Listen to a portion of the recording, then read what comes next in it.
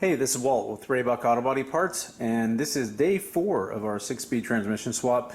Have done a little bit of work since the last video. I haven't quite come up with the plan of how I'm going to make this transmission tunnel. As you can see, I have the big hole in here. I have tried doing kind of like these rods over the transmission. To try and get some idea of where it needs to be and where the floor needs to be so I can get the transmission in and out. I think I may end up cutting these off and going a different direction. I haven't quite decided yet.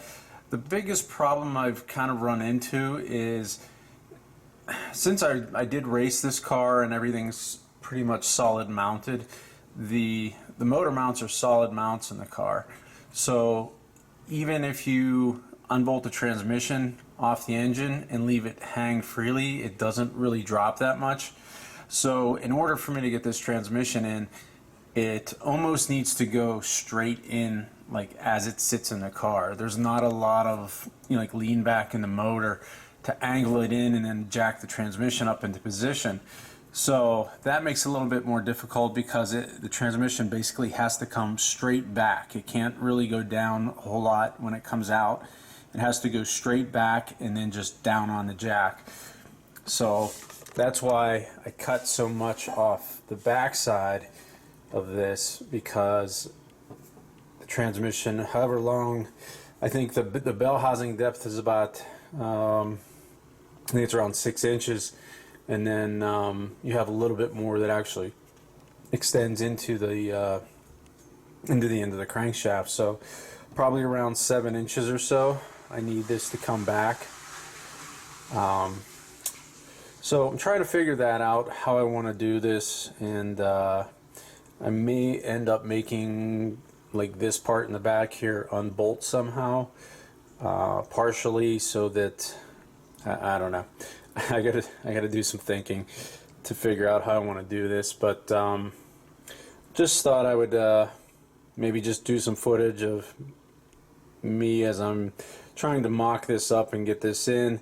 Maybe it can help you with some of your future projects. The transmission tunnel is difficult because it's round and kind of has a cone shape to it. If you don't have a slip roll or more sheet metal working tools, it is a little more difficult.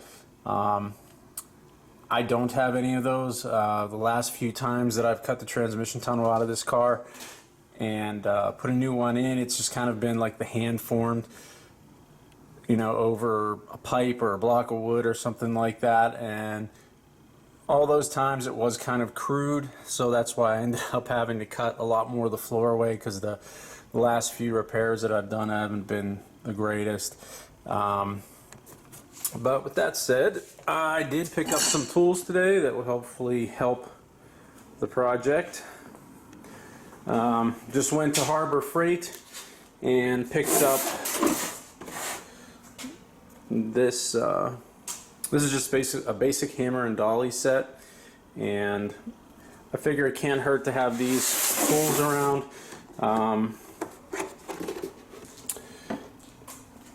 They actually look pretty nice. All the hammers are, the surfaces are nice and flat, nice beveled edges on them. It's a cheap set, it's from Harbor Freight. I think this set was $30-some.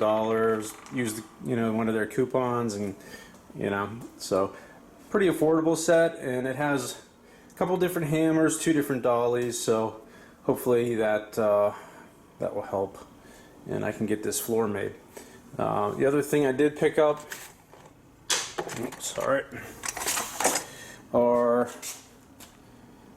these little clips type things. They call them butt welding clamps. I've seen people use these before, and basically what you do with these is, this has a little tie bar in there. When you loosen this, you loosen it up,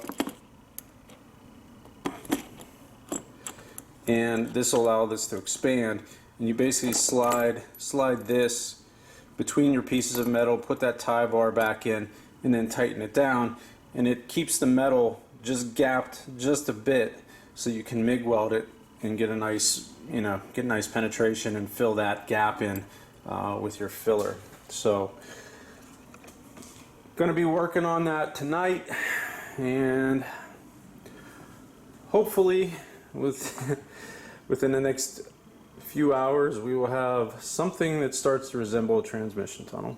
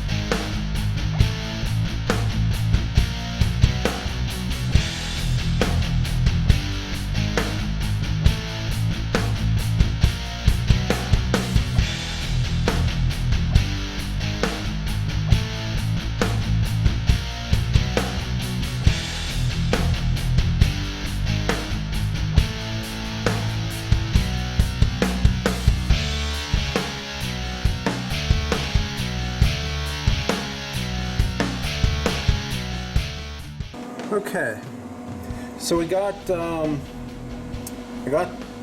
shape of the floor pretty much figured out. A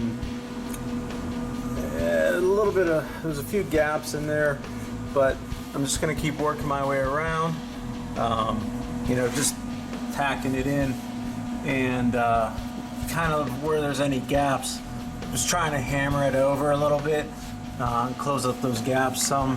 As I said before, this floor was cut up a few times, so it's real wavy, not real straight, so it's hard to get all these little bumps and everything filled in. But just tacking it slowly, jumping around, distributing the heat on the panel, and it'll all get filled in. It's not the prettiest way to do it, but with the car being all together and not having much access under the dash, this is about the best way I can do it right now. So just keep working my way around, and we'll get this piece in, and then we'll do the next piece.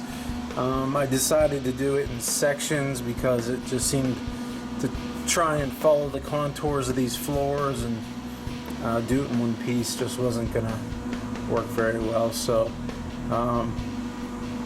so we'll keep working at it and see how it goes.